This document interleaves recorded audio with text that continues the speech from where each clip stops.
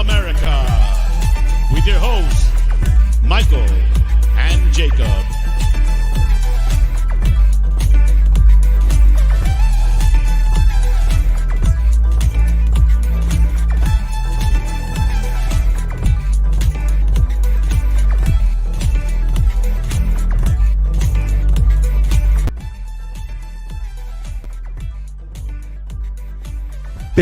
Big ups wherever you are, wherever you're tuning in from. Good morning if you're here in America. Good afternoon wherever you might be. Hope you're doing well.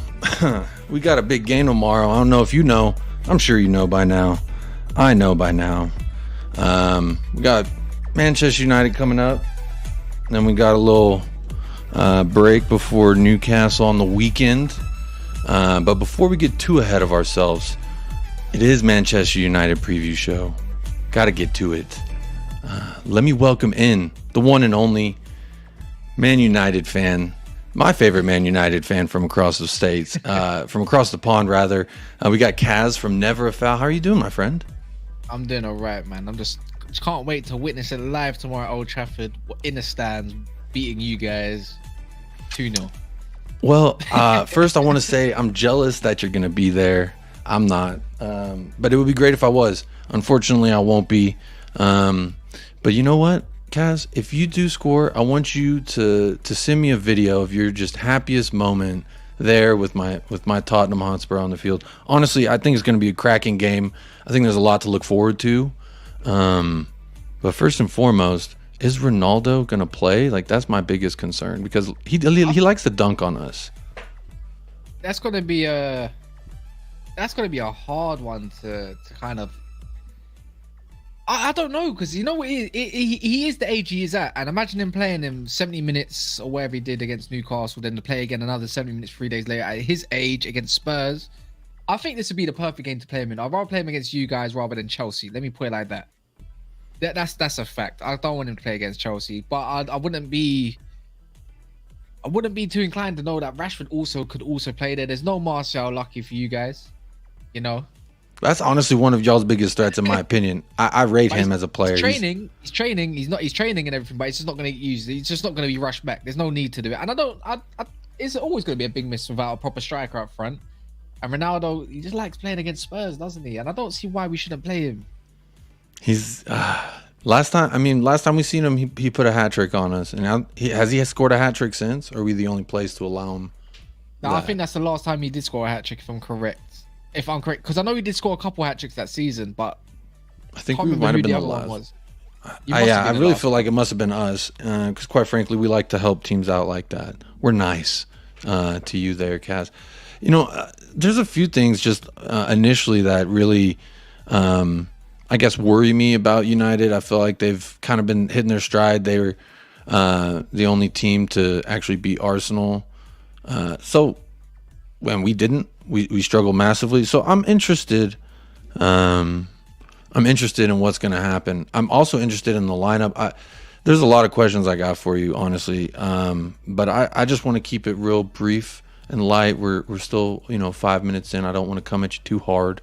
We might have another guest or two join us a little bit later on. But I just want to ask, like, how do you feel at this juncture in the season? You're what, 9 games in? You have a game in hand on us.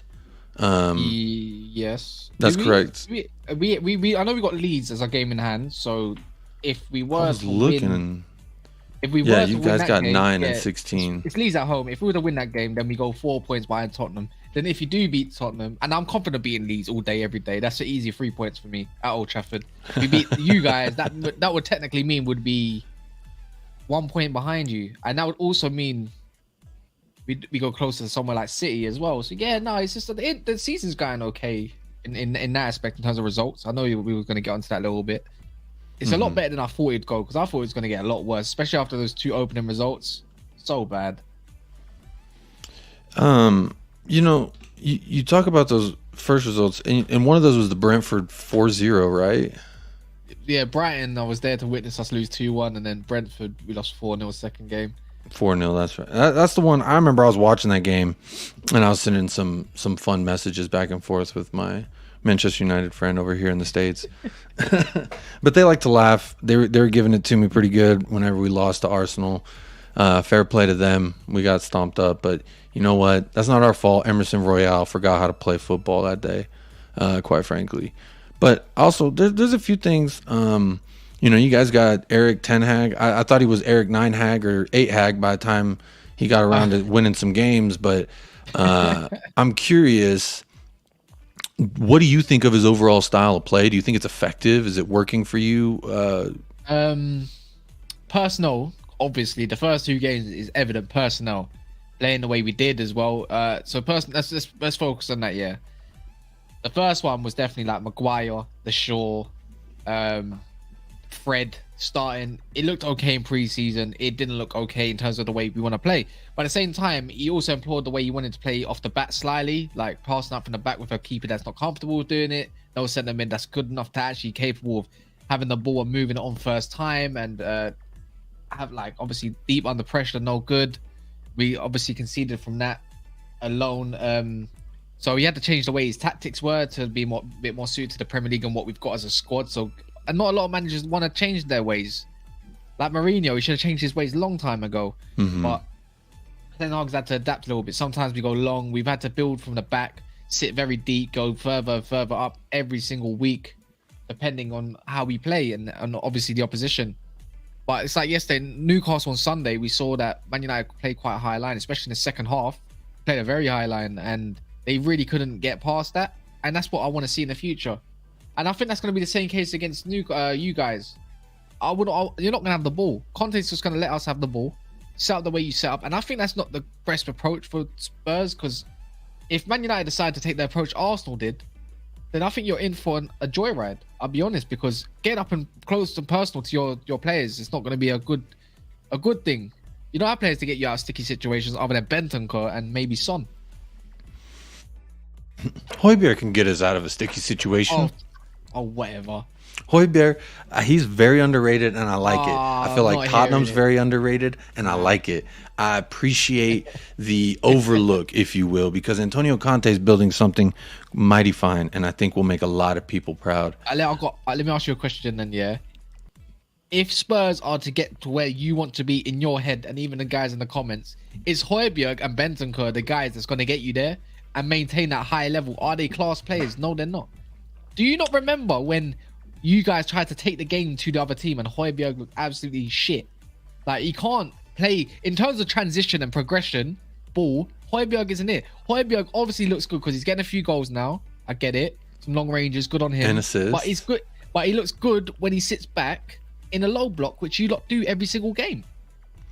I think we're starting to see a little bit more initiative in the offensive attack when we are in that 3-5-2, because I think Højbjerg and Bentancur, they quite frankly know that Bissouma's back there, and that's really going to give anyone confidence. I don't know how highly you rate Bissouma, but I feel pretty confident in our midfield. I mean, I pull up and I look at your midfield. Honestly, my guy, Fred.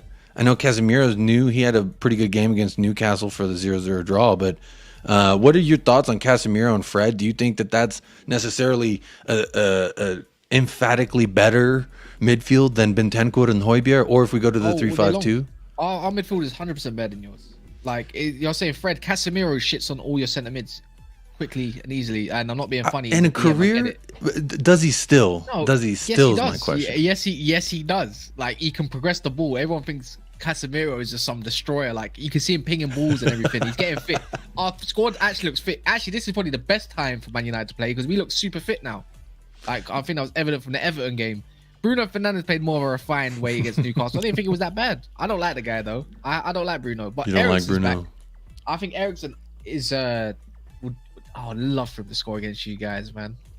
That's interesting you say that, because actually I like to do polls, and I like to have fun with the polls in the chat. So I asked what's the biggest headline gonna be from the match?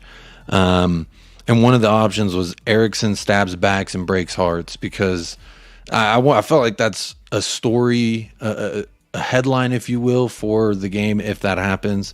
So I'm curious how many people think that might actually be a reality. You know he's going to want it, but is he going to be fit? Is this a guy that, quite frankly, is going to be ready come tomorrow? Sure, a little less than 20. Eriksen. Yeah, no, he is. He's only had illness. So it was just illness, a day off or something like that. He's been training, he's back in training. When Ten Hag says, yeah, when he says he might be fit, like he should be available to start tomorrow, that means he is going to play, and he's probably going to start at that as well. I would be more scared about your three in the midfield in terms of Bentancur, Bissouma, and then Højbjerg. That would be so difficult, and we'd have to rely on the wings, and that's something I'm not really convinced about. Because if you're going to play, then you might as well play Ronaldo and play players on their favoured feet. Like, I feel it's a bit evident. Again, if you're going to play Ronaldo, what's his best current ability right now? Right now, if you had to pick out one, what would it be? I would say, I mean, this is as a person who's not a Man United fan or a Real Madrid fan. Ronaldo. But it's Ronaldo. Okay. So I think just his presence is a thing on the pitch for both sides. I think it can affect you positively or negatively, like it can affect the opponent positively or negatively, really depending on how Ronaldo wakes up and feels that day. It's kind of like he's this larger-than-life character. I think his bravado is just so immense that people are a little... I really am afraid that he's just going to body Eric Dyer. I guess maybe his physicality. If I had to pick an actual trait, I would say maybe his physicality or his ability to just, quite frankly, turn a game on its head. He made something out of nothing. His first goal with that hat trick he scored against us last year. That first goal, he kind of just made something out of nothing, and it was like, okay, I guess that's Ronaldo. And then the second one was like, okay, I guess that's Ronaldo. And the third one was just like, okay, can you please stop it? Can someone stop this man? And that's what I'm concerned about, is we get into a point where this man is just unstoppable, and who's back there to try and stop him? I really hope Christian Romero is able to go out there and put something heavy on him in the first, if he does start, because Christian Romero, I think, is a person that can match that physicality. I think Eriksen, you don't think Ronaldo will start? No, I think Eriksen won't start. Reason being is it's just because you missed the game. It's no point. I don't think you're going to change the midfield up too much. I think you're probably going to see the same kind of midfield as against Newcastle, because that's all the options that we got. Maybe Scott McTominay may come into the equation. Maybe you're going to need a bit of physical presence rather than Fred. I think I'd rather that as well, Scott McTominay instead of Fred, just because Højbjerg is very strong, and just because Bissouma might play and all that. You're going to need that little bit of extra cover as well.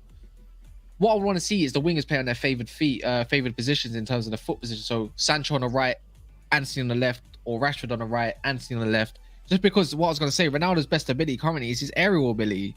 Because on the ground, he doesn't look no good. In front of goal, if he's got some space, yeah, he's dangerous. Of course he is.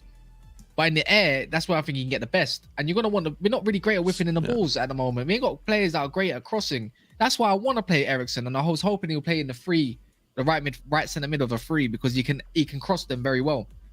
Bruno can actually cross quite decently as well, but Eriksen, I would say, is much better in terms of deep line crosses, and that's where Ronaldo's gonna sit.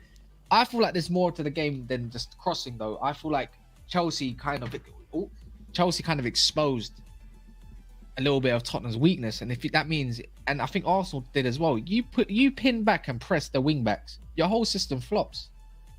There's not much going on after that, and if you allow Kane on the ball a little bit, it's a dangerous game.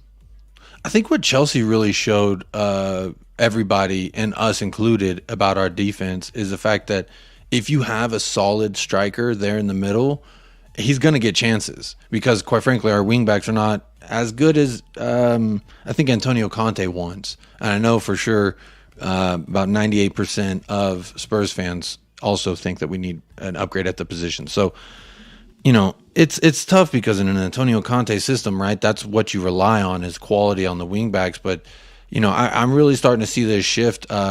You know, I think it's because Kulu's a maybe. I don't think he's going to be going tomorrow. He may be good for the weekend.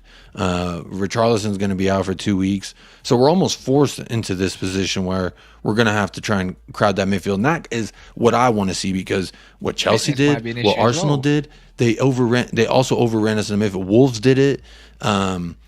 Whenever we just have Højbjerg and Bentancur, we seem to get a little bit worrisome. I think a third midfielder in there would help shore that up, but that's just me. Real quick, we're about 15 minutes in. I want to say what's up to everybody in the chat. I've not been ignoring y'all. I've just been so enamored that Kaz has blessed this channel. You know, Kaz, actually, we've been popping cherries quite frequently on this channel on Fridays. I'm glad that we popped one on a Wednesday. But thank you for joining in with me today. Big up Eugene with Spurs Suasion. Alan 10-inch Sibley says, big up Jacob, everyone in the chat. I think a 1-1 scoreline is on the cards. I will save these predictions. I will bring them up later because at the end of the show, we're going to do score predictions, goal scores. So I'm also going to need your goal score, Alan. While I'm at it, let me just go ahead and say thank you to all the patrons of the channel. Alan is here in the house. He's the founding member of the Soggy Undies Club. And then we have Reyes Jr. as well, and the member there. And then in the 10-inch club, we have Faraz, Goguma, Queen Ellie with Tottenham Till I Die, and C. Shearman. Official supporters, Scott M., James George, J. Coe, and David. And in the Lovers Lane group, we have Bobby K. We've got C Cubed. We've got 2 new signups, Gina Kim and Tom Markinen. Big up yourselves, everybody, if you're on that list. Oh, how many I will leave that. That's like 15. We got like 15 patrons. What do you do on this Patreon for people that don't know, like myself? So you mean like in regards to making one or just supporting one? Yeah, like when you put on a Patreon, what is it that you put on a Patreon exactly? Like, do you a lot of times I'll link this and I'll link just everywhere, kind of like Spotify.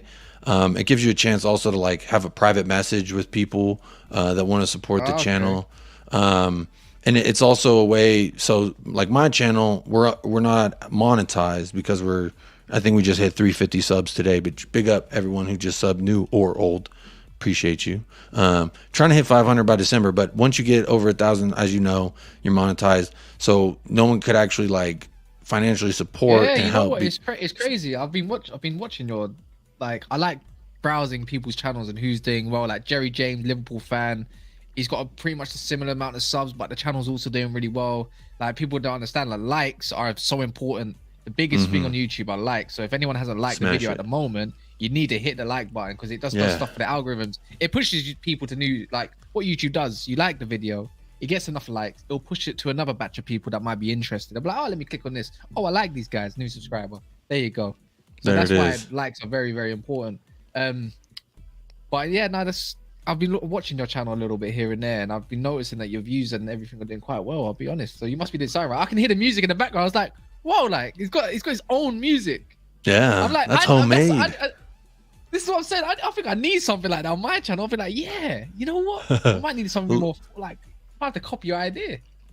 Hey, you've helped me in the past. I've come to you privately and asked for assistance and pointers because I'm a fan of what you guys do over there at Never a Foul. Honestly, you're everywhere. Any Big Six channel I tune into, I find you. So you're a big help. I do what I gotta do. I might be announcing something very soon as well, man. Actually, yeah, it will be. Actually, a couple things soon for the channel and actually myself. So very nice. Big things. I'll be looking forward to that. And people who've ever supported me will just come along with a ride because I help people that help me. So vice versa. And that's the thing. When you put good out there, you're gonna feel good, and good's gonna come back. That's how I've always felt. That's how I feel when we go to Old Trafford and we smash you guys. So, you know, I'm putting out good energy. I hope it's not raining and them stands are going to be leaking and the kids in the toilet's going to have the rats coming out the toilets. I hope that ain't going to happen. I hope when we go to Old Trafford, they at least clean out the locker room for the boys. That is what you call, if people know from back in the day, especially the old heads, that's what you call proper football on a Sunday or a Saturday. But this one's on a Wednesday. But you get what I mean? There's proper football. Little bit of, again, so who cares? A little bit of leak, a little bit of rats, but we're all right. Yeah, we're all right. Big up Talking Ball, another sponsor of the channel and good friend of the channel as well. Says 2-1 win. I've started that. I'll bring it up at the end, my friend. But big up. Thanks for tuning in. Brian Diggle in the house. Big up yourself, brother. Says big up everyone in the chat. Jacob and Kaz. Come on, you Spurs. Martial's the average. What's up from Leicester? David Clark. Days. What? Nah. Alexander tried to sign Martial. How dare you, Alexander? You know what? You are absolutely deluded. Let me tell you that, my friend, for free. Big up you, by the way. Obviously, I've never spoke to you, but yeah, man. Big up Alexander Steak. He says steak a lot. He's a steak man. He's a big steak guy. David Clark, what's up from Leicester? Let us know what that crystal ball says, buddy. I need to know. I'm not from there, but I live in Coventry. We're basically neighbours. I have no idea where those are geographically, but I'm Midlands. So if you look at UK, imagine UK's like this. London's down here.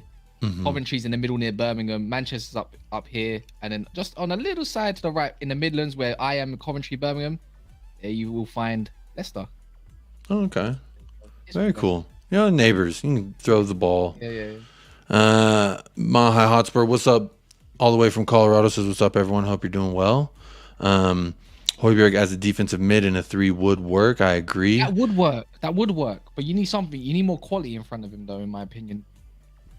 I think what holds Sonny back is having to track back so often in the 3-4-3, and the fact that he's just going to have to focus on runs in behind, getting the ball, taking a man on. I'm greatly looking forward to it. Big up, Alan says Fred is the worst Brazilian since Stevie Wonder did his wife's bikini line. I mean, Emerson's up there. I think Emerson Royale is worse than Fred in all aspects of football. Emerson's giving him a run for his money. That's for damn sure. If it's not already, if he ain't already won that pony race. Erickson wasn't at training today, says David Clark. The illness, right? Play, trust me. Yeah, it was. He didn't play against on Sunday because of illness. Maybe he'll come tomorrow. I will be. Trust me, he'll be on. That guy's an engine. He'll play tomorrow at some point in the game. He'll come on. You know he wants to. Yeah, of course he does. I don't care if I'm ill. Like, you know, Rashford was also ill on against Newcastle as well. He's not feeling that great. So it is what it is. Big up. Martial's out, I believe so. That's what we're hearing from our. Yeah, Martial was actually on. He was on the plane. He's actually training. He's been at training. It'll be. I think they don't. I think the one thing with Martial is like everyone knows his fitness is probably the worst right now. But in terms of he came out about a few weeks ago and said that Ole Gunnar Solskjaer ran him into the ground. Same thing he done to Rashford, ran him into the ground, even when injured play. And I think what Ten Hag wants to do is, I know he's put him on a separate program. Same with Varane. Have you not noticed that Varane hasn't really been injured whatsoever? Everyone's got their separate programs. Shaw's got his separate program in terms of his BMI and everything, the way he eats stuff and everything. Because he's got a different metabolism. Martial, he doesn't want to rush him, and I understand it. What's the point of bringing him on for some? Again, that's going to be physical, by the way. It will be physical against a Conte's team. So why not do that, and we'll save him to somewhere like Chelsea where they're not as physical. And it would probably be more useful to get more games in terms of training games and everything in his fitness levels before you bring him on against somewhere like Chelsea. It makes sense. I'm not mad. I'm not mad. Yeah, and I think that's quite frankly the smart thing to do. You don't, and that's kind of how I feel about Kulusevski or even Richarlison now, who's in the physio room. It's just like, don't rush him back if you don't have to. This is a game where I would love a Kulusevski on the right side, but I'm not actually afraid of the most. Was Kulusevski? Yeah. More than Son. But see, that's what Son does for him. This is what I always say. The reason why Kulusevski gets the space and the time and the lack of pressure, if you will, is because of the attention that Son and Kane are going to pull into the middle and to the left side of our attack. So I think it's just naturally, and they are also not worried about Emerson, because if Emerson comes from behind, I mean, what's he going to do? Cross the box over the? No one's afraid of when Emerson's on the ball. Which Emerson, by the way? Emerson Royale. Yeah, he can cross it as much as he wants. But he's not playing. He got a red card, straight red, so he's out the next 3 games or 2 now. So it'll be this one and Newcastle. He's out. So we're lucky. Y'all aren't lucky. You probably would have wanted Emerson Royale to play. Yeah, but I think Doherty ain't the greatest defensively either. I think it'd be smart to play Rashford against him. You know, this is a subject I do want to talk about, which is our wingback problem, because Doherty, aka Doughboy, as I like to call him, I don't think he's it either. I don't think he's. Yeah, and that's just something Michael, the other guy from United Spurs America, since we signed him from Wolves, it was like the first preseason game I saw him in, and he just looked a little chubby, and I was just like, Doherty? You mean Doughboy? Like, he just seemed, I don't know, kind of doughy and not the fittest. And this was just off initially seeing him. Now, he's not doughy anymore. He's fit. He's in an Antonio Conte system, but I don't think he's a good baller. I don't think he's that. I never really rated him. There's a different guy from Wolves that I would have signed in a similar position, but it wouldn't have been Matt Doherty. Big up Patty Hartnett. Thanks for tuning in, buddy. Hope you're well. Says, evening, pal. I think tomorrow will be a hard game. 1-0, but I can't say who. That's fair. A lot of fans, Spurs fans specifically, have been thinking it's going to be a draw. Do you think there's any chance we get out of there with a point? No, there's all the reason to think you're going to get a point. Like United, there's a lot of questions around United creating chances and just getting anything, just taking them in general. So there's always that aspect. I think Newcastle showed that. Evidently, there was a lot of overloads we create. A thing with Ten Hag system, which is dangerous for you guys. If we get up in your face, big up the Blazers. This is where, whatever, mate. Kick him. I think what could happen with the overloads is that's where Arsenal affected Spurs quite a lot. Is the overloads. You push an overload, there's going to be goals. Catch them on a break when they think they're going to break. Counter the whole break that Spurs are going to want to do against United. So on that note, it's yes, but picking out the right passes, we never did it. Everyone's trying to please Ronaldo, Anthony especially, trying to pass it and cross it into Ronaldo when there's a better option on the outside. If I was Bruno, I'd be kicking and screaming. And then obviously Fred's chance, Rashford's last second chance of the header that he would typically actually bury, to be fair. It didn't happen. And that can also happen against Spurs. And at the same time, you got the more clinical finishers up front. And with Spurs, and it's known this season, all you got to do is give them 1 or 2 chances. And more than likely, one of them's going to get put away. So... I mean, hopefully, if we're firing on all cylinders, there's no reason we shouldn't. But you mentioned something that I actually wanted to talk about. You mentioned Anthony kind of forcing the passes there into Ronaldo, and I kind of alluded to it earlier that I think just him being out there changes the dynamics of both teams. Whether it's good or bad, I think it's a toss up on the day. And I think it comes down to how Ronaldo's feeling and acting towards his team. But are you at all concerned if he starts in the fact that? Like you said, Anthony's just going to kind of play differently. These other players are going to kind of play differently. And I've listened to other Manchester United fans talk about how just how differently and better y'all play when Ronaldo's actually not out there. It's more fluid. It's way more fluid. Especially this is what I don't get. Look, Ronaldo's he's a finished article now, yeah. But he's still got something. The old man's always going to have something in the locker all the time. Ability just don't fade away in time. It's just how you're going to utilize your striker is the better one. But at the same time, when Rashford came on against a mid to low block in Newcastle's defence, we looked a lot more fluid. We played a lot more faster football. So, and that's what you're going to need. You're going to need to move it quicker, where Ronaldo won't move it a lot quicker. And there were some times, even in the first half, where Ronaldo it just takes too long. And it's so annoying to see such a great player do these kind of things where last season he probably buries it. The season before that, he definitely buries it. That's the difference. The thing is with Anthony and the thing with inverted wingers all the time. Every time we look like we're gonna go do something on the counter, they'll pass it back, which allows the other team to get back into shape. And that's something you can't afford for Spurs to do, is get back into their shape, because you're not gonna beat it, and you're not. You need to move it quick. And at the same time, that's why I say maybe play the favoured foot, or the wingers on their favoured foot on the respective wings. Left wing, right wing, stretch the defense. You're going to have to stretch a back five as much as possible. If you make a back five tuck inside, they're eating you up all day long. And it's quite a lot of calamity at our back line. More specifically, there in the middle with Eric Dyer. Whether it's Clementine Longley or it's Ben Davies, I think there's a weakness there that I'm hoping won't be exposed. But in the middle is a glaring hole. Eric Dyer's been struggling as of late. I'm a little concerned about him, quite frankly. I've been thinking sometimes it might even be better if we switched up the back line, maybe played Christian Romero there in the middle, and then on the right, play Sanchez, because I think he might offer you just as much as Dyer, if not a little bit more physicality, but maybe just as many mistakes. I was going to say just as many mistakes, because if you look at, I'm getting my days confused, but one of the more recent games, I think it was against Eintracht Frankfurt, he takes a bad first touch off a pass, and I hate playing out of the back, but we do it. I see it. Yeah. He takes a bad first touch, dude picks it up, and then he's fumbling and mumbling and all in front of the box, and it spills over. Next thing you know, guy gets a banging goal, and it's just like, bro,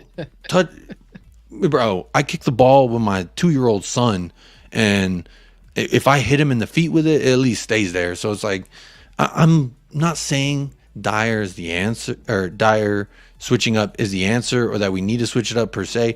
I'm just starting to wonder, maybe we got better options out there. So I'm a little concerned, but I also want to talk about your back line, my friend, because is Harry the Fridge Maguire going to play?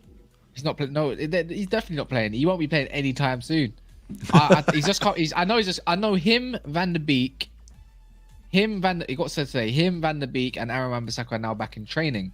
but they won't be anywhere near available to play whatsoever. They ain't kicked the ball in a long time. See, I'm very interested to see how Van der Beek can fit into a midfield three like what we could, and we're gonna need him.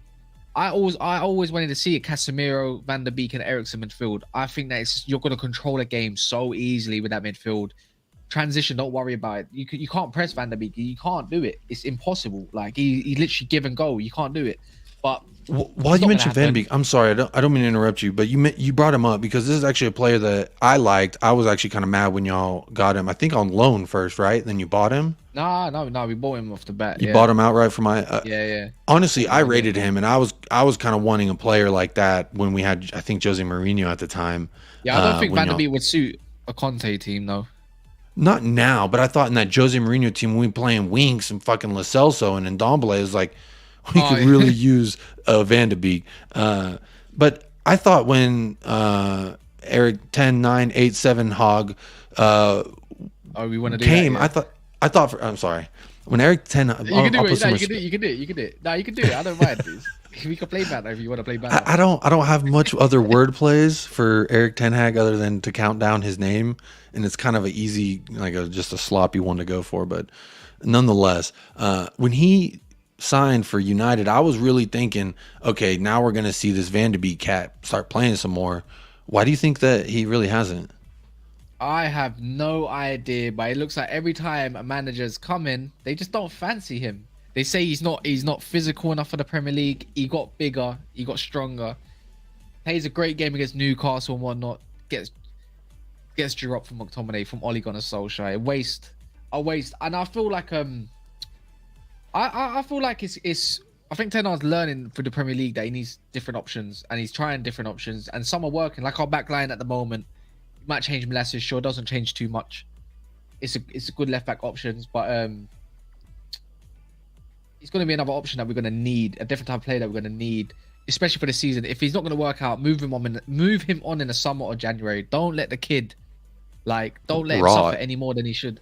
Yeah, he's rotting at the club. That's a player with raw ability, ready to play, ready to get his chance. Yeah, never had someone loan him, let him get better, and then come back. He went to Everton and helped him. He went to Everton and helped him stay up. And that was a team that was destined to fail and go down. You know what I mean? I would like to think Dele Alli was a part of that renaissance as well. Dele Alli, he also came in and. That's why he got moved on to Turkey. Didn't Turkey, yeah. Hey, there was a comp that came out the other day. It wasn't that he scored; it was just like some nice dribbling he did in a game for the Turkey league. So big ups, Dele Alli. I could probably dribble in the Turkish league just to. I love Dele Alli. I don't want to hate on him too much, but he did kind of fall off. We actually got some cool names coming in for your manager here. Eric Baldman. I'd say Eric Baldhag maybe. Eric 10 months. What is that? I don't understand. That one. 10 months till we get sacked or something. Oh, that's pretty funny. Don't know what this means. Leicester M69, 20 miles Coventry. Yeah, it's not far. That's very close. You'll be in there in about 35, 40 minutes drive to Leicester.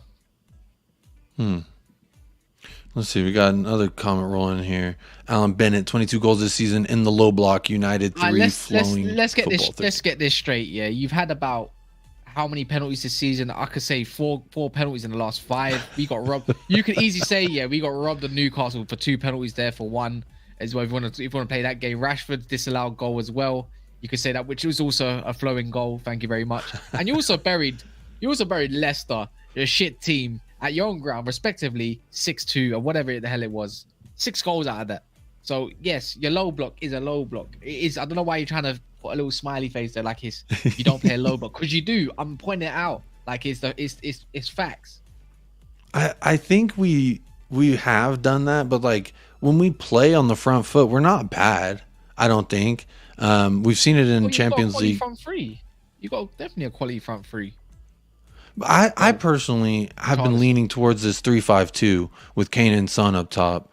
That's before Kulu was out, before Richarlison was out. This is a formation that I thought really highlights the best parts of Heung-min Daddy's game. I think also Harry Kane, it gives him more freedom to play up if he wants to play up, play back if he wants to play back, and throw those balls in behind. I really think he offers a lot of things. And actually, Speaking of offering a lot of things, we actually have. I'm excited about this one. We popped your cherry, Kaz, earlier.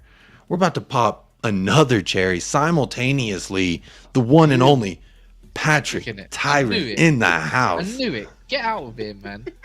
What is up, my friend? How you doing? Yeah, nah, this is a pleasure, man. The way you're saying "pop my cherry," that's funny. And you're Americans. I love your charisma. He just called Son Heung daddy, bro. It's the truth, bro. It's the truth. He's my favorite player of all time. Heung daddy, Heung, Heung son of all time. Did you just hear that? This man, he touches the ball, and all of Korea screams and creams and just it's a great time. It's like, bro, the best time. And I watched this little mini doc about just like the impact that he's had on South Korea, and honestly, it's immense. It's beautiful. He's a great human being. Before, I would have said Zlatan's probably my favorite player of all time, just because he's dirty, nasty, big man up top. And he's got them crazy goals to back up all the shit talk. And I love the bravado that he brings. But now, hear me out. Heung Son is just on another echelon of a human. His different players, different style completely. But like on a human level, I would let Heung Son babysit my children. Like I would let him hang out with my wife if I have to go to dinner. He's that guy. Zlatan, I don't trust in my home. I don't want him influencing my child or being with my wife. So it's like, but Heung Son, I know he'd cook up something great. He'd read my son a bedtime story, and it'd be like all hugs and smiles. Like, that's what I love. I love it, man. That's just me. He's wholesome. He is very wholesome. Big up, Patrick. How you doing, man? Yeah, I'm good, man. It's a pleasure to be here. As you know, I'm just mad busy on so many streams. But yeah, when you sent me the link, I was like, you know what? I need to jump on here, man, because you've invited me so many times and the timing's always clashed. But yeah, happy to be here. And I appreciate you being here. Kaz is one of my boys, even though we're enemies tomorrow. Kaz is another good friend of mine. So yeah, this is a good stream, man. It's all right, man. Let's just hope you're around, Patrick, when I'm gonna be in the hotel, so I'm gonna have a bit of a different setup, but it is what it is. Okay. Big up Lisa, big up Ben, J. Co. We got the chat chiming in now. Everyone's saying hello. Yeah. So big up Elias. I see you around all the channels. Kaz, so I was talking about a few things before I got sidetracked with Heung daddy. I was just thinking that Ronaldo, do you think him being out there can negatively affect United in a way that it's positive for us? Because I think that on any given day, it's a flip of a coin with Cristiano, in the fact that if he wakes up in a good mood, United may play great because he's uplifting the people around him because of who he is, and therefore it's bad for us. But I also think that on the other side of the coin is Ronaldo wakes up not in a great mood. Players like Kaz has mentioned, Anthony forcing passes to Ronaldo when it's not there. I think that will bode well for Tottenham if he starts. So a few questions. Start though. I don't think he's going to start, but I think it's the correct decision for him to start, because the way Spurs are ultimately, I think, is going to play, let them have the ball, as in United have the ball. Maybe in the 60th minute, if it's still 0-0, try a little something different. And then that's when Ronaldo's got to start tracking. That's when Ronaldo's got to start doing doggy work a little bit here and there. You got to chase the game a little bit just to get the ball back and everything. That's not where you want him to be. You want him to start and bring him off, because he is 38 years old coming up in February, I believe, or something like that. So on that notice, get him while he's fresh, and then maybe bring him off at half-time, 50 minutes. If he's not doing well, get something else on. It's just a question of, I think everyone's confusing the front three, but the front three that have served us well recently is obviously like against Liverpool, like against Arsenal, which I suppose is a whole different tactical setup, though, is Sancho, Anthony, and Sancho, Anthony, even though they didn't play against Liverpool, Elanga did, and Rashford. So it would be interesting to see you. I really do hope Ronaldo does. I just think he would. I think it'd be so stupid to not start him in a game like this. It's perfect for him, and just get crosses into the box, because there's one thing that's the same about us, the same with Spurs. It's dealing with the ball in the box can sometimes be a bit of a haggle. You don't know what Lloris is gonna do. You don't know what what's it called, Legley or someone like that's gonna do. I know what Hugo Daddy Lloris is going to do. Hugo Papi Lloris, excuse me. He is world class. He's still world class. He just has like you said, age can be a factor. I played keeper my whole life, so I'm part of the goalkeepers union, and I cannot sit in any forum and accept Hugo Lloris slander. Yes, he has mistakes. Yes, I remember one time, I think it was Lisbon or Frankfurt, the first game of he punches the ball and there's no one around him. And I mean, I don't know how to defend that necessarily, but he is a great goalkeeper, a World Cup winning goalkeeper.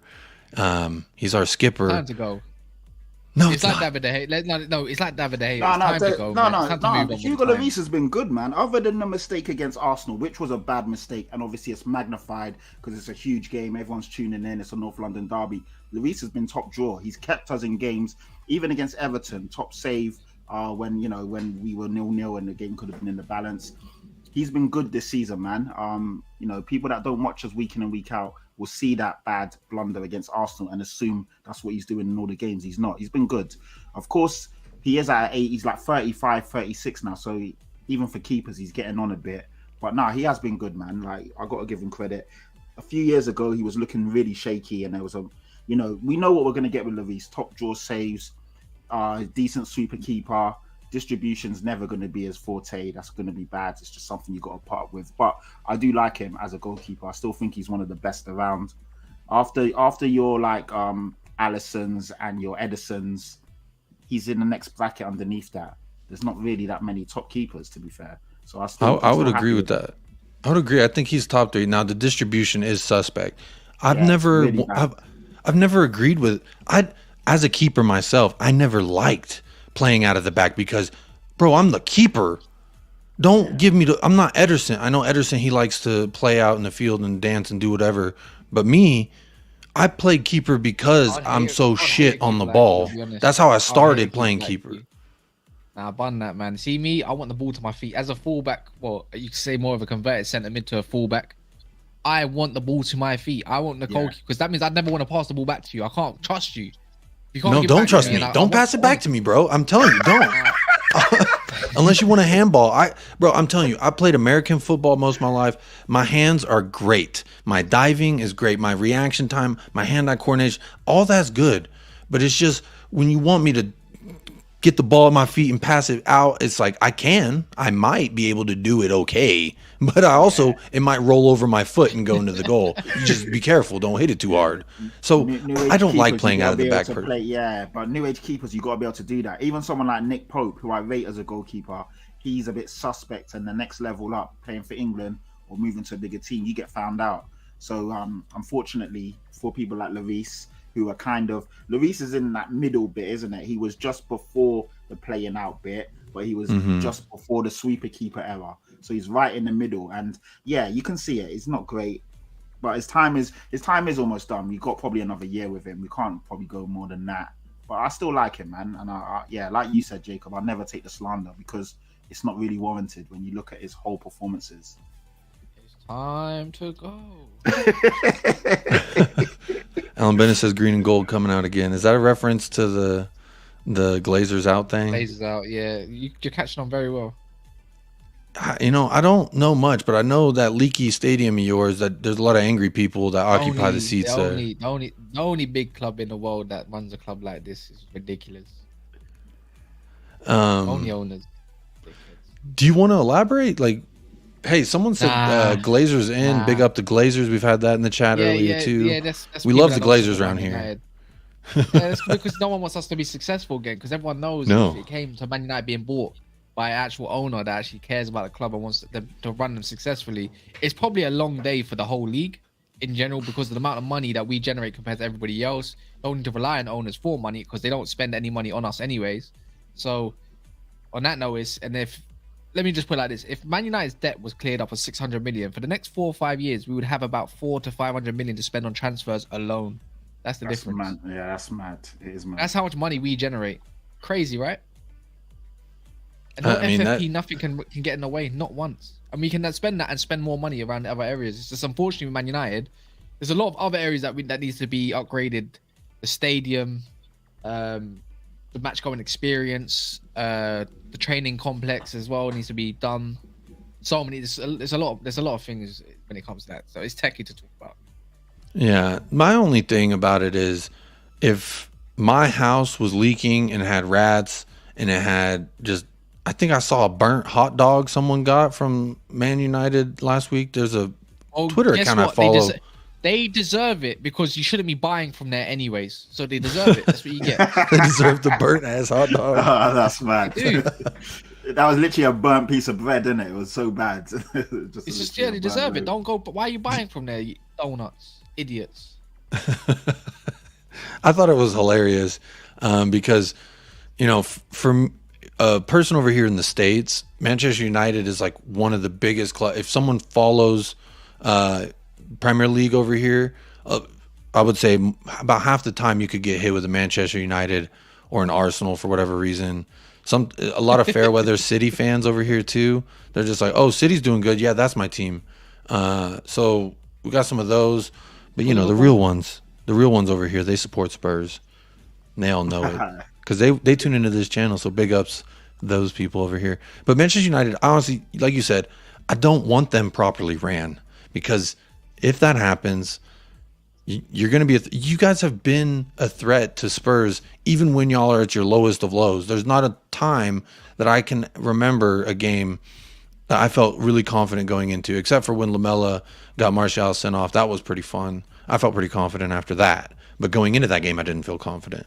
So much may the Glazers rain their terror upon Manchester United. But you know, it's the thing is the tides will turn at some point where City just continue winning everything, and it will just be like, why can't City have shit owners? And everyone remember the past gets put in the past in the end, and then it'll be the other way around. You need teams to compete with City. Newcastle will come up, they will, and they will be a threat at some point, and they will be up there competing, like because the money is there and available is there.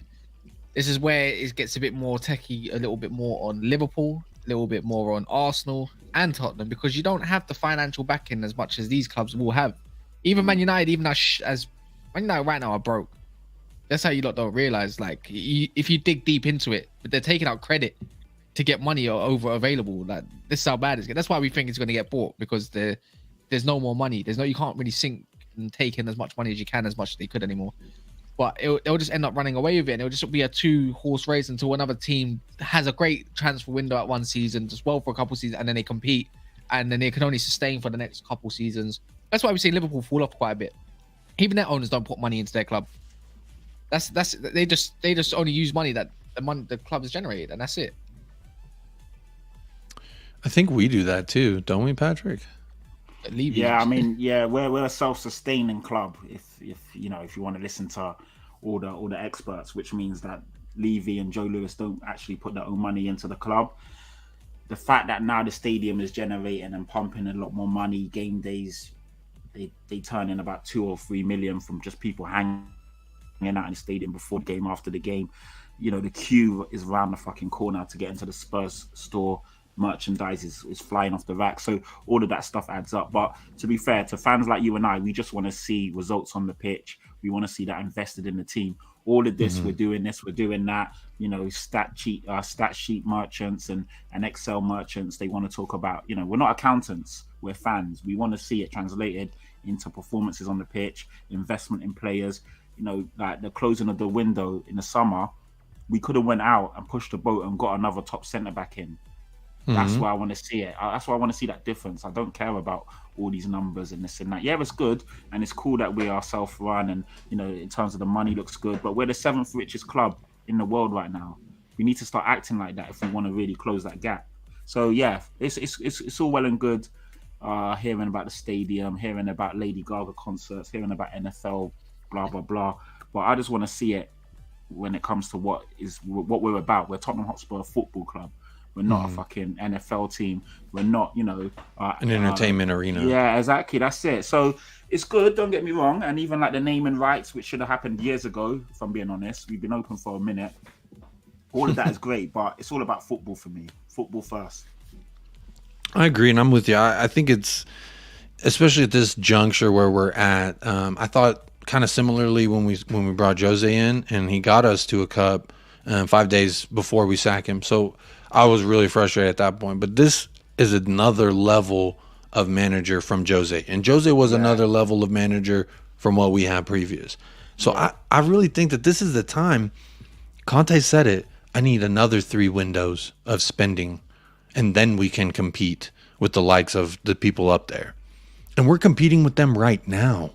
So my thought is, you give this man whatever the hell he wants for another 3 windows, and just trust the man. Just trust, man. Look what if he's making diamonds out of shit, then hey, we're about to open a jewelry store. You better keep supplying it. So, to me, this is the time we really got to hop on that horse and just go, because there's no time like the present, and especially if you're a Tottenham Hotspur fan. Honestly, I really think we can make a challenge for some trophies this season. I really genuinely believe that. I honestly believe that every season, regardless of how good we are, just because that's kind of how the fan I am. I always believe success has got. I want to permeate that. I want to exude success for our team. So then that way, when it does happen, I feel like, okay, I know that I put my all into this as much as I could from a fan across the sea. But at the same time, I'm a big believer in energies and your mindset, and that really dictates kind of where you go. And if, Kaz and I were kind of talking about it earlier, if you exude positivity, you give positivity to people, it's going to come back to you. So that's what I do with Tottenham. Now, I think we're starting to see a little bit of that return from the faith from a lot of people. I know there's fans that have been out there for quite some time, haven't seen much success, I think, since the 2008 Carling Cup was our last actual trophy. But no one wants to have that conversation. No one wants to talk about that when they say, where's the trophy? Or, the fact that we had a European trophy so early on, I think that's another success. But it's time. Now's the time to get it done. We got to win something now. I think Manchester United is going to be a big test to that, because I think they're a top 6 club. I think Newcastle's trying to weasel their way into there. And it's going to be interesting to see who they have to knock off in order to get up in there. So I think, and we're going to play them both this week, Patrick. So I know. They're going to be two good tests. Yeah, 2 good tests. Man United and Newcastle back to back. It doesn't get much harder. We're in Newcastle away, St James's Park, or no? We're at home. We're at home to Newcastle. I think you drop points in both games. Then we'll go above you. Maybe beat Chelsea. Please, Kaz, allow it. But that's a lot of. It's possible. Don't get me wrong, but yeah, I hope you're wrong, man. But yeah, man, Newcastle a good team, because I was just on Saeed's Best of the Rest podcast, and he was really pissed that you drew with Newcastle, and I was like, yes, you should have beat them, but you got to give Newcastle a lot of credit. They conceded the least amount of goals in the league, with 9 goals. They're a good team. Eddie Howe, since he's come in and shown he's a good manager, and they, like every year you get a team that is kind of like knocking on the door to upset the apple cart and break that top 6, big 6 mold. And this year for me, it's Newcastle. Last 2 years it was kind of West Ham, Leicester, but yeah, Newcastle will be that team this year, and they're going to take a lot of points off the big teams. And yeah, Man United away is always. I get PTSD when I think of us going to Old Trafford, because there's been moments where we've been in great form and we go there and we just shit the bed. So as much as I'm excited for this game tomorrow, I'm worried, man, because last year we made Ronaldo look like prime Ronaldo in both games. Man was dumping on us, scoring hat tricks. Eric Dyer was abysmal. He was absolutely woeful. That's what I'm looking forward to. That's why I want to play Ronaldo. Just Ronaldo be Dyer. Exactly. Ronaldo just turns into prime. We make Ronaldo prime Ronaldo, because in other games I'm seeing Ronaldo. Ronaldo for me is still one of the GOATs. Still a fantastic player, but at this stage in his career, he should not be doing what he did to us. So. Yeah, I just hope that, to be fair, Dyer, for all of his shitness last year and the year before, he has been good for the last 12 to 18 months. So I've got to give credit where it's due. I need to see Eric Dyer switched on for 93, 94, 95 minutes tomorrow. Not 84, not 85, and you switch off for 2 and allow them to score 2 goals. You need to play the whole game. And if we do, we're in with a chance. But I can't lie, I'm not that confident, Jacob, about tomorrow, man. I know you're a bit more confident and you feel that we're going to get a result. I'm worried, man. United away is always a fucking shit show for us. Here's my initial take is if Manchester United is able to hire like a cleaning maid for the dressing room, maybe the AC will work or the heater depending on the weather. I would also ask that all the away traveling fans that they don't get put in that section of the stadium that just like is not holding up, because I want their safety first and foremost. So as long as we're accommodated as a team when we travel to this trash yard, the Trafford. I used to call it the old Traffart just because I like making plays on words, and fart is like really easy. And it's the same thing with Frankfurters. So I'm thinking I'm always confident, honestly, Patrick. If Kaz, if any of y'all have ever tuned into any of the Friday shows that we preview the weekend, typically my predictions are always Spurs winning, sometimes a draw when I'm really reluctant to feel positive about that match. But I really feel confident, honestly. Records are meant to be broken. Trends are meant to be unset and then reset. And I think that we're gonna do that. Now, again, I felt that way about the Emirates. I was gonna say the empty crates, but I felt that way going into Arsenal. Like, it's time that we, flip their ass on their head. You know what I mean? Put tea over kettle and really just give it to them. I thought that. This is why I don't think you know why I don't think it's just players like Sessegnon, players like Dyer. Sessegnon's been good, man. Sessegnon, no, but I'm talking about it's the present. Again, you mentioned it yourself. It's just the presence of Ronaldo itself can just affect people. Yeah, mate, 100%. And coming to Old Trafford up north as well, traveling is players. It's gonna play on some people's minds, and it won't play on our minds. Is the altitude different? The young. To be fair, yeah, it is. Like, it's gone up north. It's a bit further. Is it higher up, like sea level? Yeah. You just like the weather in Manchester compared to is a whole different ball game. Trust me. I'm honestly asking because I have no idea. They teach shitty geographic in here. I just feel like players like Sessegnon and the younger players like Dyer, even whoever Langley and whoever the hell that is, it's the other players you're gonna have to rely on. Is the harder heads, Romero, Davies, even Lloris, Kane, even though he never does well at Old Trafford really. Son, I suppose he's always gonna be a problem. This is them sort of players you're gonna rely on. But sometimes when you go on away games, you can tell who breaks. It's like Luke Shaw in away game. I just never rate the guy in an away game. Yeah. Honestly, you can tell it affects him. Like comments, it's like he's in his own head already. I was going to Old Trafford is a worry for me, man. I can't lie, Jacob. I know you're an optimistic guy and you're really full of beans and enthusiasm, and I rate that, and I want to be like that. But like I said, I've just seen us go there too many times, and we're in great form right now. We're doing really well in terms of, even if you go back to the back end of last season, we haven't lost that many games since we lost to Brighton at home. We've gone on a really good run. But yeah, Old Trafford away is a toughie. But let's see, man. Like you said, trends are there to be broken. Records are there to be broken. Good time to play Man United. Yeah. It's a good test for both teams. Man United are in good form as well. They're slightly creeping up the table. They're 7 points behind us, but they play the game less than us. So they're doing decent. And yeah, both teams will be looking at this and just really trying to prove themselves and show, that they mean business, really. Man, I hope so. And you know what, Patrick? I hope that come tomorrow, around halftime, around the 70th minute mark, you're feeling like me, and you got the beans. I love that phrase. I've never heard that phrase. You're full of the beans, but is it the dancing beans, the jumping beans? Because I get up out my seat beans. Baked beans, full of protein. Yeah, okay, full of energy. So yeah, man. That's when it comes to Tottenham. It's just like, I got to have that feeling, or else how the hell am I going to wake up at 5:30 to watch a game? You know what I'm saying? Because the North London Derby being played at 5:30 in the morning for me is honestly criminal. I really think that they should have evaluated the time of day in which they kicked that game off, especially because such a high-stakes game. 12:30 kickoff was horrible. Like, it's bad for us, and we're English. So imagine you guys, waking up at 5:30. Yeah, mental. Yeah. But big up Tyrone THFC. This new name in the chat here says 352 is the way to go for tomorrow. Yeah. So one of the last two things. Tyrone's a good guy, man. So he follows me, and I retweeted it, and then he's retweeted it. Good guy, man. He's always big ups. Yeah, thank you.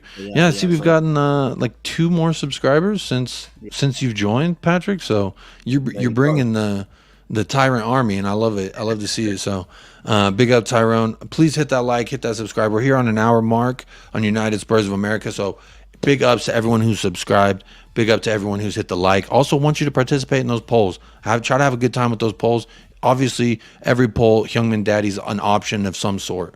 So my loyals, people who follow this channel, they know how much I rate Son and how much I love him just in general.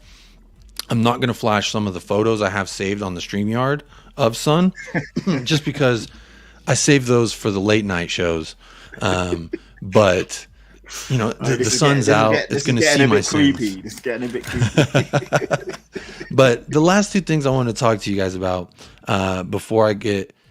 Well, the last thing I want to talk to you about is your score predictions, goal scorers. But before we do that, I want to know from each of you what you think Man United's biggest weakness is and what their biggest threat is. And I think we kind of talked about Ronaldo a little bit, so that's going to be my answer. Kaz, I want to come to you. Do you have anything that you feel like is y'all's major weakness, and what's y'all's threat? Our weakness, our threat would be Rashford a lot more as well. He likes a big game, don't he? He likes to score against Spurs too. Yeah, he's giving us trouble. But our major weakness against you lot is there's no weakness. Huh? Our weakness. So no, I'm joking. I think our weakness would be, if it comes to this game, there's going to be a dodgy decision in this game. Just already know it, man. If it's going to be our weakness, it's going to be David De Gea. If not our weakness, it's just going to be that attack just can't do anything. That's it. None of the other. Not the defense, not the midfield even. It's just going to be one or the other for me anyways. We can't play from the back, but you guys are not going to play high up and press us either. So not going to be bothered about that either. You know, Son can run around as much as he wants. We don't mind. It's only going to be two of you trying to press. Harry Kane's press is quite non-existent because he can't get there in time. So he's good at pressing in players in the center, not out wide. He's been active this year. You see him. But I'm going off the fact that if you're playing a 3-5-2, who are you going to press up? No one's going to play high up. Your wingbacks, I dare you to use your wingbacks and come high up. I dare you. I double dare you. Because that's where you're going to give us the most freedom, and you know it. That's how I know it. But if you play 3-4-3, then yeah, you can play a bit more of a press from the front. You know what I mean? But 3-5-2, again, there's limits to 3-5-2. There's a way to take it out, and that's just around. Let's just ping back. Your weakness for me is your wingbacks. Okay, yeah, I would agree. I would say our wingbacks or back line would be our biggest weakness. It really depends.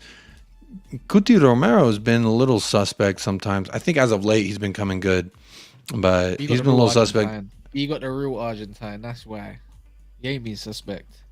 Due to even though he is 5'9", 10, even though they're gonna be, it's really funny how they react to each other when a decision goes one way. So they're gonna beef each other or not. I do wonder because they're partners in the Argentina team. So yeah, but we got a real one. We got the aggressor. He's a Rolls Royce defender. Before we move on, do you have anything to say about Cuti, Patrick? Yeah, I mean, he's like you said, he's been a bit rash in you know, if I go back a couple of games, but last few games he's looked like his old self. His timing has been immaculate. He's just sweeping up, cleaning up, and the thing is, he's so composed on the ball. He can push up and start the attacks. He's a quality player. Regarding the weaknesses and strengths, I would have said Ronaldo as their strength, but that's already been used. So I'll probably say their strength is going to come from their wings in terms of Rashi or Anthony. Both guys are quite dangerous, and we're going to need to be switched on. For me, Man United's weakness is that left-hand side. Whoever's on Son will toast them. So I think that is something. Give the ball to Son and let him do his bits. And even if Kane drops deep and he just catch Son running in behind, that probably will be where we can target their weakness on that side. Our weakness is probably, again, Kaz has said a good thing. Our fullbacks are defensively, our fullbacks aren't great. Offensively, they're not good if Perisic isn't starting. And yeah, it's going to be a good game, man. There's a lot of you know, like things that are bubbling behind the scenes in this one. Two good teams. Our record there isn't great. It's time to change that. Both are in good form. Both, you know, United need the points more being at home and obviously them being below us in the league. But we need to stay within touching distance of Arsenal and City if we're going to be serious. So, yeah, it's going to be a good game, man. There's a lot riding on this. I agree with you. I'm just curious. I can't wait for the lineups. That's always my next big anticipation moment before a match is the lineups, because I'm always interested. Is Conte going to change it? Are we going to see the same thing as usual? Is Ronaldo going to be playing? That's another big question I got. But we're here over an hour. I don't want to go on too much longer, but I do want to know from each of you, and then I'll give my own, as well as the chat. I've starred and saved some of the chat that have already given their score predictions and goal scores, because as you know, here on United Spurs of America, before every game, we want to know who you think is going to score and what the final score will be. So, Kaz, who do you got scoring goals for both for your side, and who you got winning the game? I'm pretty sure I know who you got winning the game. Yeah, 2-0 Man United, and I'm gonna go Rashford and Ronaldo.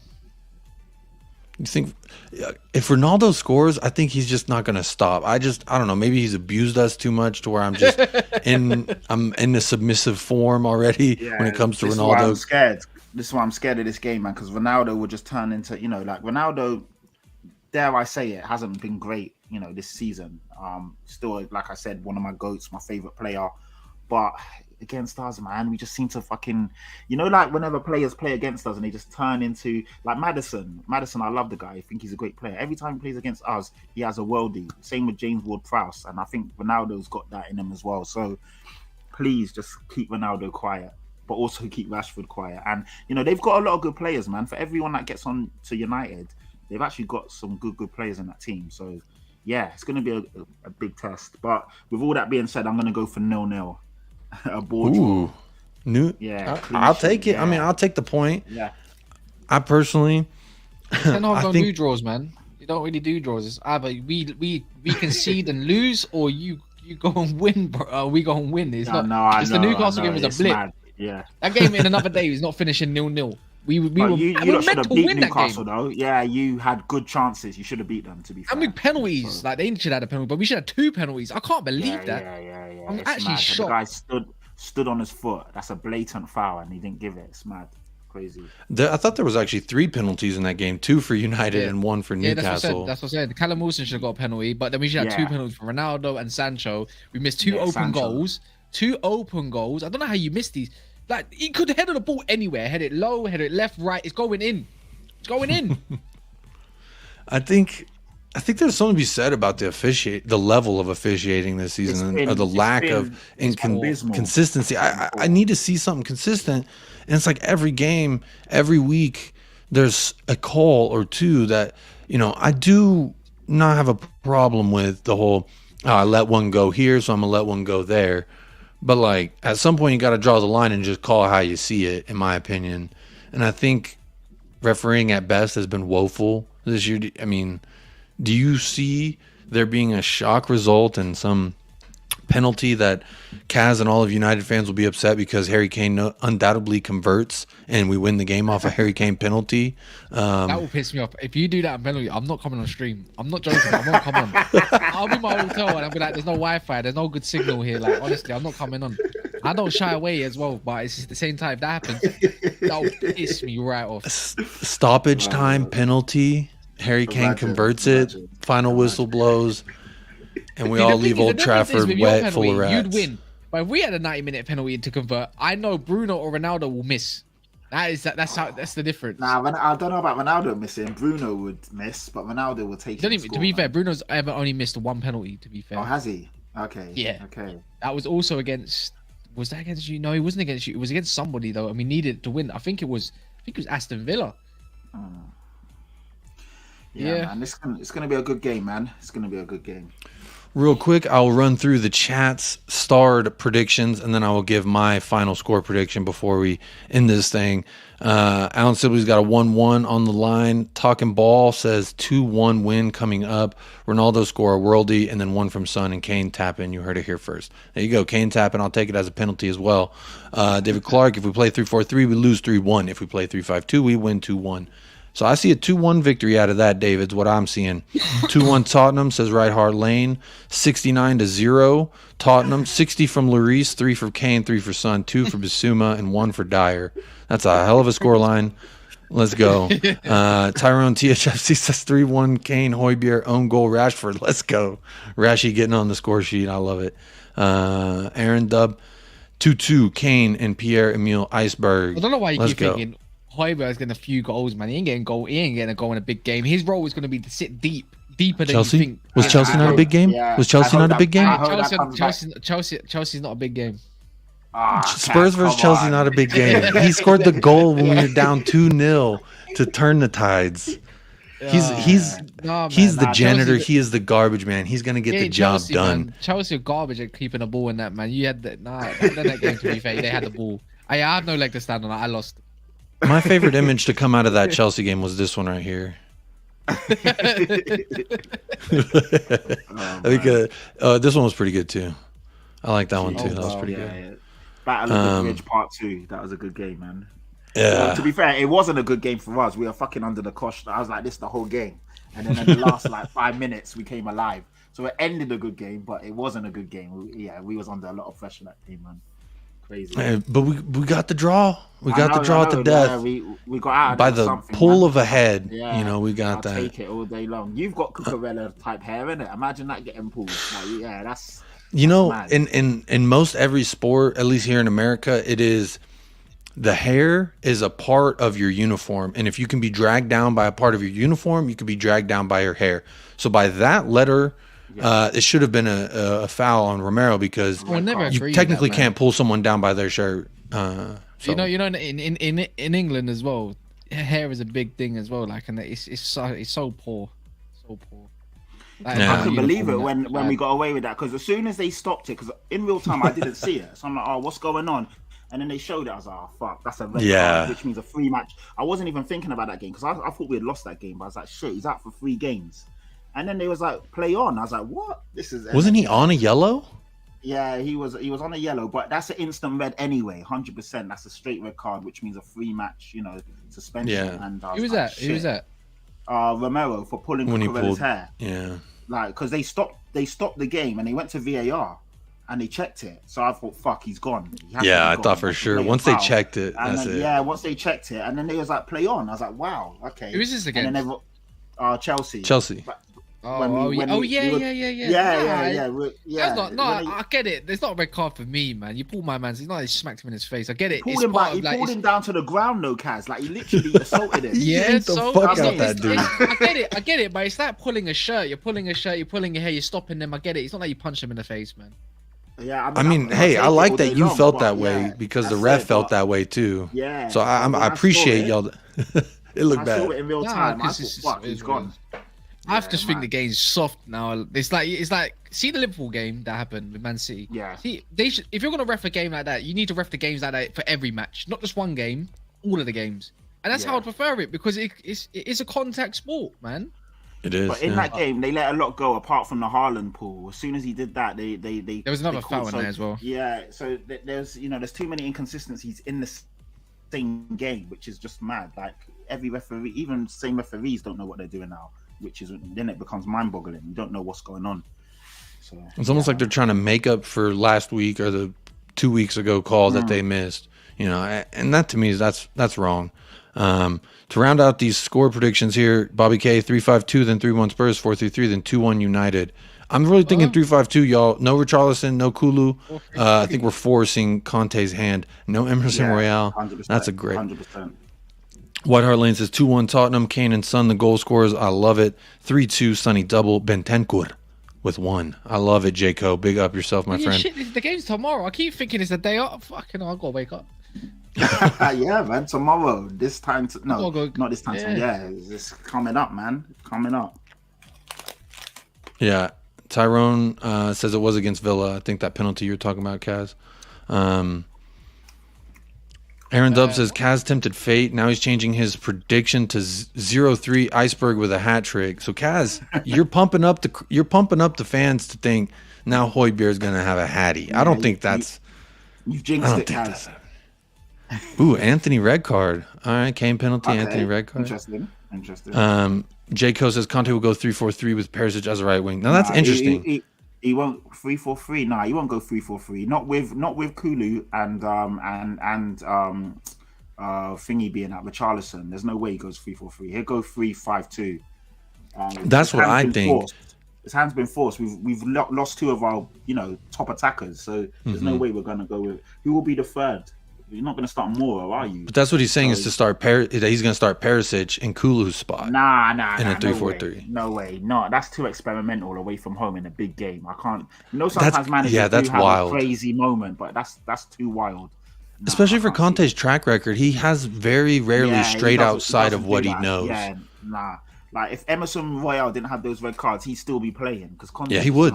He'd say the same thing over and over, which is crazy because he shouldn't be nowhere near our starting 11. But that's Conte for you, so I can't see him then throwing a spanner in the works in such a big game. I can't see it. Well, lads, for me, my score prediction, I've been saying 2-1 with a goal at the death. I'm gonna change it now because I think it's gonna be a little bit of a. No, you know what? I want to go 3-2 with a Spurs win at the death still. I feel like something crazy is going to happen at the death of this game.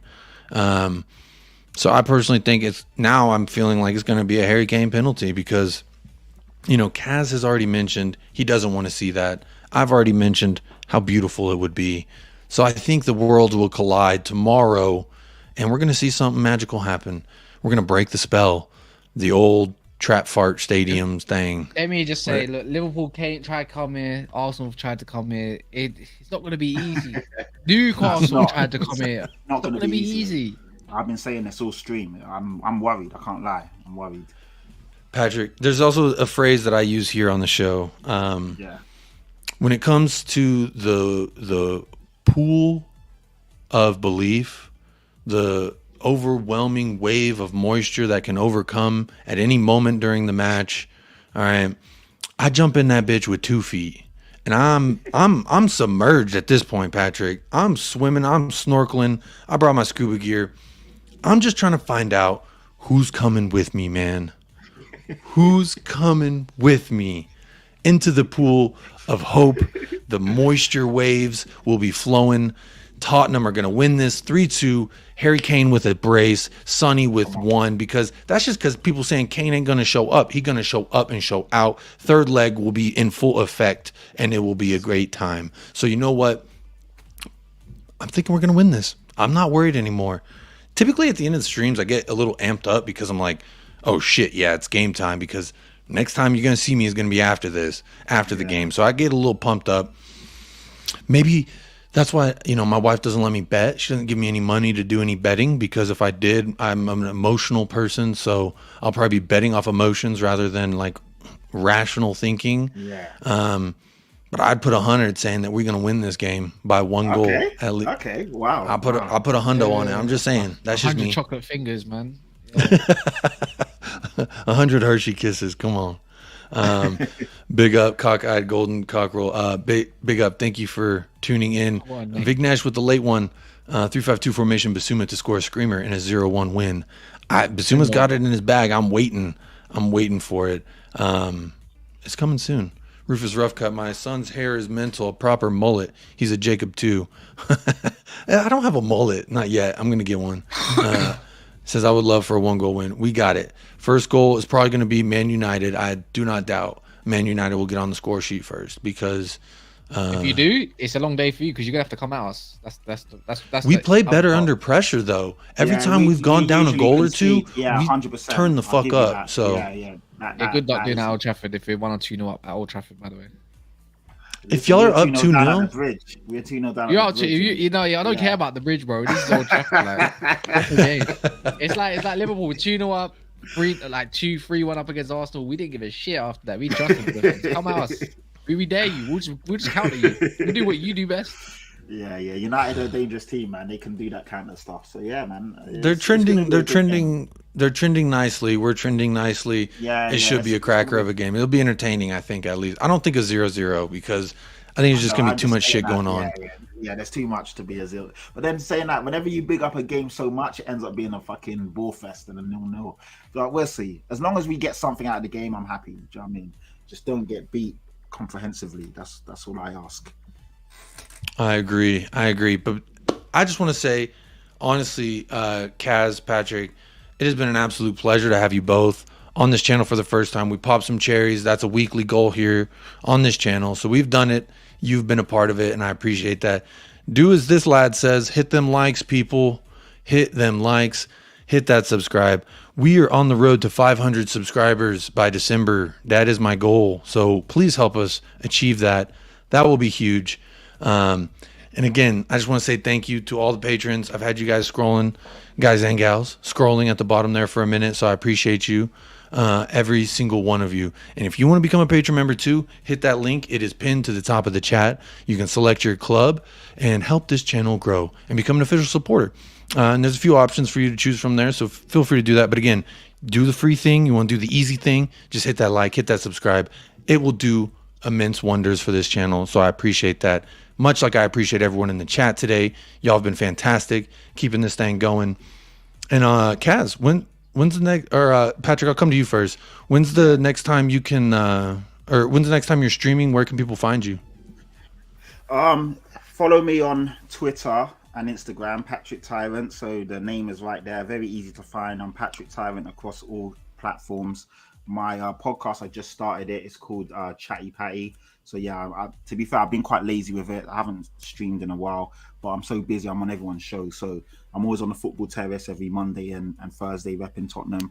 Part of the Big Six. Kaz is on there as well. So we get all. Might I say, you do a great job of representing Spurs. From a Spurs fan across the sea, I just wanted to say to you, you do a great job, my friend. I appreciate that. Thank you very much. So yeah, I'm humbled and honored to be given that opportunity. And then I'm on a lot of streams. I just jumped off Saeed. He's a big Man United fan. Kaz knows him well. I'm on a show with him called Best of the Rest. So that's me, Fremzy from AFTV, Arsenal fan, Carefree Lewis from Don Robbie's channel. He's a Chelsea fan, and myself, Tottenham. So again, we get together every week and discuss our teams, games, and all of that stuff. And then I'm here, there, and everywhere. Just follow me, like I said, on Insta and Twitter. You'll see what I'm up to, and get involved, man. That's all I ask. And all the American Spurs. You know what? It's crazy because I'm a Tottenham boy from Tottenham. I live literally 15 minutes from the stadium. So for me, it's mental when I see like American fans like Jacob and all these fans from all over the world that live and die Tottenham. And it just shows how big football is and how like the football community can come together. Because obviously, without supporting Tottenham, I would have never met Jacob. I would have never ran into all these Spurs fans from all around the world. So I just think that's amazing. Do you know what I mean? And our accents are different, we look different, but we all have the same common love and interest. And I love that. And that to me is what I get the most out of doing this experience here on YouTube, was just the amount of people I get to meet. I've met, I want to shout her out. She's a part of the 10-inch club here, Ellie with Tottenham Till I Die. She played for Spurs women back in the day. She's lived in Tottenham her whole life. Like, she's to me what I like, the queen of Tottenham, right? I'm just like, okay, it's been nice. I would have never had the chance to meet someone like her, someone like you, someone like Kaz, if I hadn't been exploring this YouTube venture. So exactly. I'm just thankful for the amount of people I get to talk to. I mean, we have people from New Zealand that tune into the show, people from Australia, Ireland. We've got, I mean, it's an international club. It's a huge club. Here in the States, I think 90% of the states in United States of America have a fan club. Jacob, can I ask, what made you support Spurs? Because obviously you're American. What's your link to Tottenham? What made you support Spurs of all the teams? So the guy who I run this channel with, Michael, we worked together for an MLS club called FC Dallas, which they just won the playoff game last night. So big up to FC Dallas. We worked together there, and that's where we met each other. And I really started falling in love with the game, just like the live game experience. And this was at a very toned down level at the MLS. So, I mean, I'm talking 25, 30,000 people tops at a game. And I was just like, man, the energy is different. And it really started opening my eyes. I played the sport my whole life. I just never followed it because over here it was never really explained. It was just kind of like, you got this league, and then there's international. And it's just like, I was kind of confused, honestly, most of my life about it. But like, I'd heard of like United and Chelsea and some of these other clubs. I'd heard of them. Never heard of Tottenham until Michael introduced them to me. And I'd really fallen in love with the sport for about a year. And I was like, man, I want a team to support in the best league in the world. And that to me is the Premier League. I watched Italian, I watched French, I watched Bundesliga. Premier League, you could watch the shittiest teams play and it's still more entertaining than the best teams of the Bundesliga. That's just my opinion. So I think it's the best league in the world. I wanted a club to follow and fall in love with. And I had I had two friends. I had Michael and I had Garrett, and one was Liverpool, one was Tottenham. And at the time, Liverpool were doing pretty well. Tottenham wasn't doing too well. Yeah. And so I was like, you know what? I don't want to be one of those people that just pick a team because they're successful. So I went with Tottenham, and the main deciding factor of that was Heung-min Son. Okay, so fair enough. That's why I love. And since then, it's just Yeah. been a batshit crazy train. My wife's like, you've actually lost your mind how much you talk about Tottenham. So that's why Michael and I, we started doing a little podcast together because it was just like, bro, we can't keep texting paragraphs about what we're thinking to each other. Let's just fucking talk about it, record it, put it out there. So that's how it really started. That's good to hear, man. It's always interesting to hear different people's stories and journeys. So for me, obviously, living 10 minutes from the ground, live from the stadium, and seeing all the fans go to the game on a match day, feeling the atmosphere, the ambience, just how the area transformed, that's what made me fall in love with Tottenham, my local team. And then from there, boom, it's been what it is now. And I've step by step taken over the podcasting world. So yeah, let's go. Yes, sir. And, and shout out to everyone in the channel. I'm seeing people from India and seeing people shout me out from Germany. It's amazing, and that's what I mean. Football brings us all together, man. We all love and live and essentially would die for the team, and I love that. Man, I love talking to someone from Tottenham proper because it makes me feel like I have a little link there. So I hope you don't mind if I blast your ass on match day with some, send me what you're seeing. So shout me. And even like I know you do match day reaction bits and bobs, don't you? So I try and get to, because I'm a season ticket holder. I mean, so many people want me on the shows after the games, but obviously if I'm at a home game, I can't make it because if your thing is straight away, I'm at the game, I'm outside with, I'm at the pub, I'm at whatever. But if it's a away game, then shout me and I'll jump on. Do you know what I mean? Definitely. So, now, typically on this channel, I'll try and go out to like Spurs talk show, shout out Sean, or I'll usually tune into the Irish Hotspur, shout out David Harris.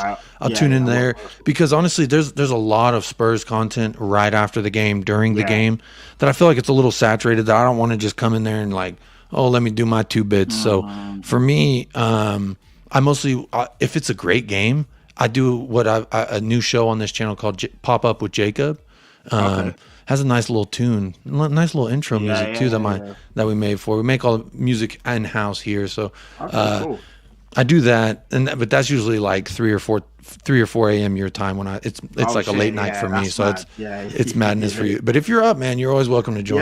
Shout you're always welcome. You obviously we got each other's WhatsApp, so shout me anytime, man. And if I can jump on today, I'll jump on. Do you know what I mean? It's not a problem. And Kaz, I know you're taking a phone call, but if you're there, you want to tell everyone where they can find you next.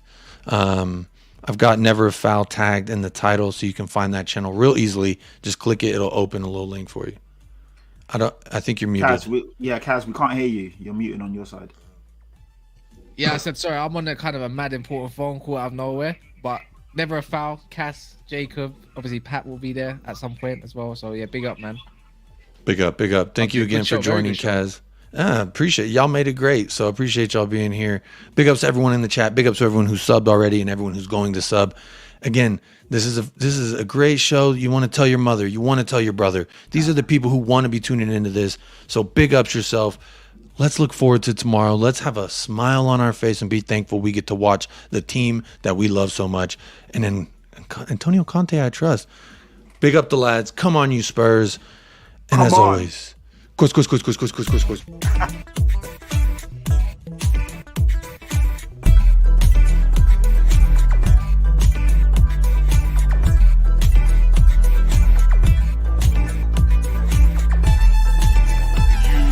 United Spurs of America with your hosts, Michael and Jacob.